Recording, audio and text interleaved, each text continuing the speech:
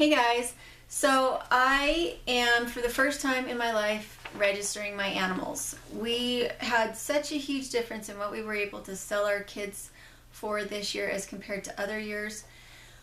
It's just so worth it. The registered animals, they eat the same amount. Ours give a lot more milk than scrub goats. So a bad goat costs the same amount to keep going as a good goat. So why not have a good goat? And this year, because all the parents are registered, we're going to register the babies. We were able to sell the doelings for $200 a piece, and I have the bucklings up for $150 a piece, just because they come from phenomenal stock. They are amazing goats. They're worth it, and so that's what we're selling them for. And the nice thing is that will help us pay to register them. So this is the American Dairy Goat Association form. You go on adga.org, and this will be your, I think it says join on it on the left hand side of the page in the options, and you have to print this up and you send it in, and you have an option of a regular membership, which is $35, or a youth membership, which is $10. But for the youth membership, you have an age limit. You can do, let's see, and that is a yearly membership. You pay that every year, and then I believe, since I've never done this before, I'm not quite sure, I believe that for every goat that you register, you have to pay a fee. That's what I believe.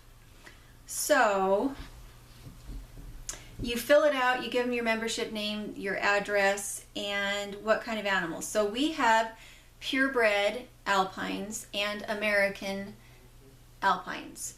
So Cloud is purebred and Chamomile is American. Now American just means that they're somewhere back in that line, just a titch of some other breed got put in there, but they've pretty much worked it out by now. If you get grade, then it means they had alpine in them, but very recently in their lineage they had something else, like a Nubian, or something that was alpine that wasn't registerable.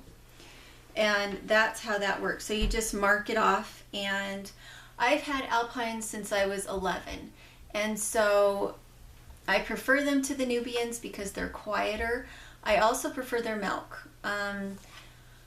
Within the breeds, there's always variation. Like we had a La Mancha that had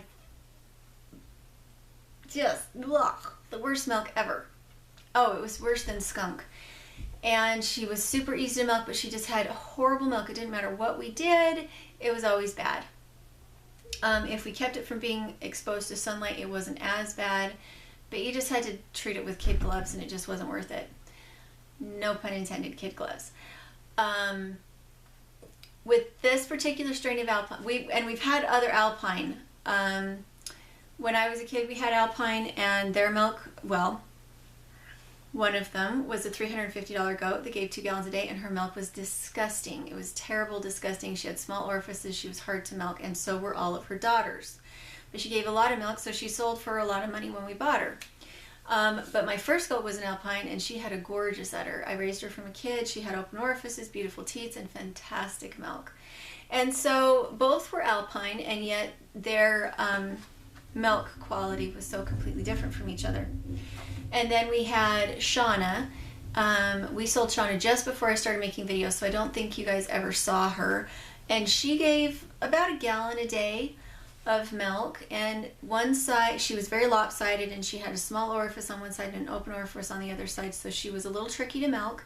And she was the one that had the closed cervix when she had babies, so that you always were worried that she was going to tear her cervix when she had babies. So we sold her, and her milk wasn't that good. It was adequate, but it wasn't something you really wanted to drink.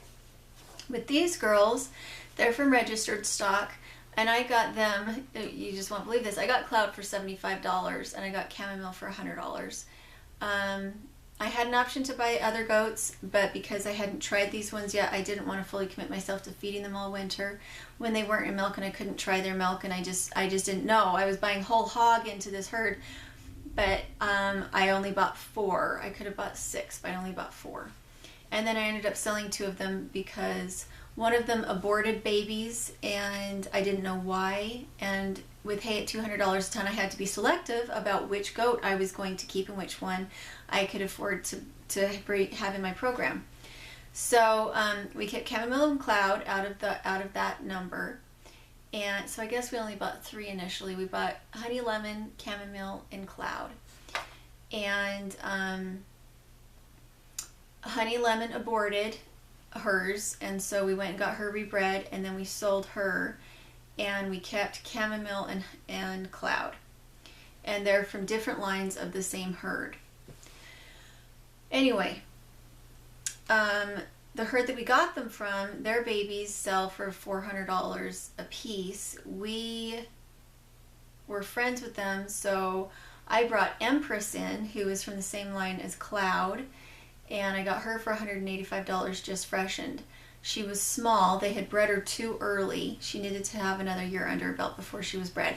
But she was a really good price. She has a nice udder, and I'm hoping that by her second lactation she's grown a little bit. So I have experience with alpine goats. I've had them my whole life. They are my favorite. Of all the other goats, let's see, what else have I had? I've had Oberhausley, Nubian, Nigerian Dwarf, La Mancha, and one Toggenburg. No, I think she was Oberhausley too. Yeah, so I've had Alpine, La Mancha, Nigerian Dwarf, Nubian, Oberhausley, and that's it. And of all of those, my favorite is always Alpine. I love their personalities. I love that they're not real vocal. And with these girls, we really lucked out, and they have fantastic milk too. So I will be filling this out and sending it out this next week. That's how you sign up for the registration. Even if your goat is not fully Alpine, you can still register them as a grade as you bring in more bucks and get things tightened down to where there's very little other blood besides Alpine, and you can charge more for it. Right now, something strange has happened in our area in that there are no milk goats for sale, except for really badly bred scrub goats. And there's no milk goats for sale, or they're really far away. And so for us this year, it's a good thing because it'll give us a little extra money for hay once we get them registered. And I probably won't register these myself. I'll just go and get myself enrolled to have a herd name and give all the correct registration numbers to the people who want to buy the goats. So that's kind of what we're planning on. And I do think that's the best advice I've ever received. There was the lady that we got our first Alpine from when we moved here. The advice she gave me was this: it takes as much hay to feed a really good goat as it does a really bad goat. So why not have a really good goat? The cost is the same to you. Life is too short to keep bad livestock. It's just too short. You just don't get enough out of it for what you put into it. So there we go. And I'm super, super, super excited about this. Can you tell? It's nice to have people look at your animals and see quality when you put so much work into them, and they're such fantastic family members too. So anyway, there we go. We'll talk to you later.